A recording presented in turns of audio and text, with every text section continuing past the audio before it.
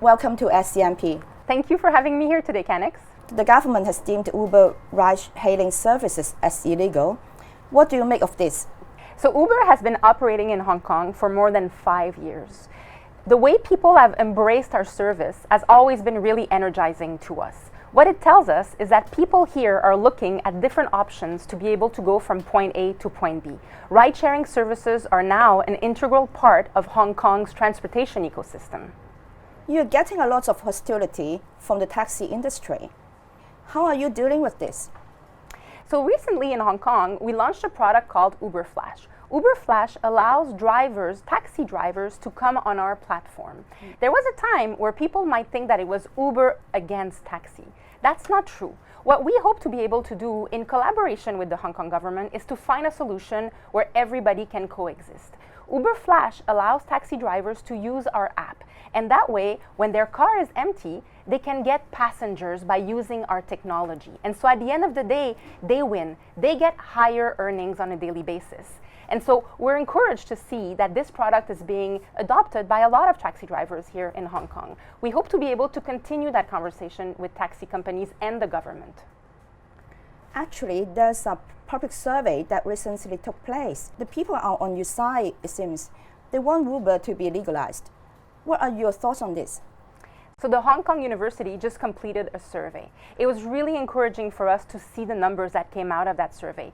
74% of people in Hong Kong believe that companies like Uber, that ride sharing should be regulated. That's very encouraging.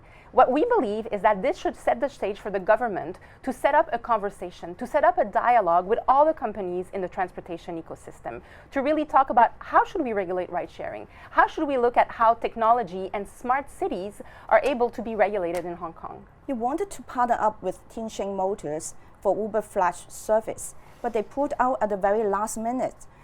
From our investigation, it was due to the boycott of insurance companies and the owner of Tin Shin Motors receiving personal safety threats. Was that the case? What does it mean for Uber? And so, as you know, change can be difficult. Change can be scary sometimes. We're grateful for Tin Shin Motors for the conversation that we had with them. They taught us a lot about the taxi industry, the taxi sector, some of the challenges that they're facing. It's unfortunate that the partnership did not go through as we had expected. However, what's really encouraging to us is to see that since that launch, every day we get taxi drivers who want to drive on the platform. Every day we have Hong Kongers who are requesting Uber Flash trips.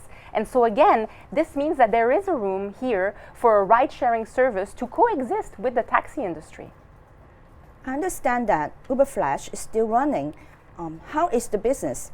Is there still room for potential growth despite all the complications? The business is going very good and it's growing nicely. To this day, and we launched only a month ago, more than 180,000 people have requested an Uber Flash ride here in Hong Kong. What this tells us is that people in Hong Kong are really looking at all kinds of solutions and all kinds of options to be able to go from point A to point B. Whether it's using taxi, whether it's using ride sharing, people really want to be able to have access to all kinds of options, and Uber Flash is a new option for them. The new taxi apps are being rolled out and they plan to take on Uber. How do you see this competition against Uber? So competition is good. The fact that you see all these apps being developed is because there is a need in this market. Ride sharing is present all over the world. For example, Uber, we are operating today in more than 650 cities around the globe. So people want to have access to what platforms like ours can provide. And so it's great to see that in Hong Kong, local companies, startups are really thinking of how do they offer that service as well. And so we welcome that. Thank you, Emily. Thank you. Thank you.